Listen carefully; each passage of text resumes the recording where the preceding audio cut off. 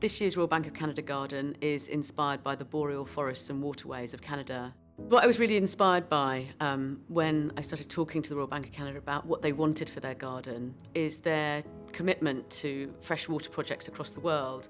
And 2017 is the 10th anniversary of their Blue Water project. And I really wanted to think about how that might be experienced, but also really celebrated. At the same time, they talked to me a lot about how 2017 was the 150th anniversary of the Confederation of Canada. It was a really lovely opportunity to celebrate Canada, talk about its landscapes, be inspired by its habitat and its geology, and make a garden. I had an incredible trip to Canada last year. Reaching the Boreal was quite an expedition in itself. So not only did we have to fly 2 hours north of Toronto in a commercial plane, but then had to take this tiny little Cessna float plane, which flew another 2 or 3 hours right into the heart of the wilderness. There are no roads, there are no other ways to get to it, and the only way to cross these kind of vast landscapes is by canoe or by boat. We had the real privilege of a Canadian First Nation guide who took us for part of the journey and helped us explore the landscape.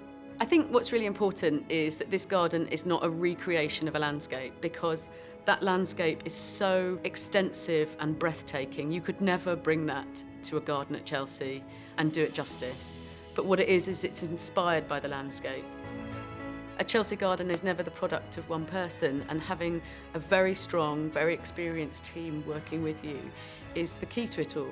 And I'm really thrilled that I have this design team. It's an all-female design team, and that feels a very exciting thing and place to be at. Thinking about the Boreal and the relevance to the Royal Bank of Canada's Blue Water project felt very resonant for me. And perhaps part of the message of the garden is that we can all reflect a little better on how we protect these irreplaceable areas.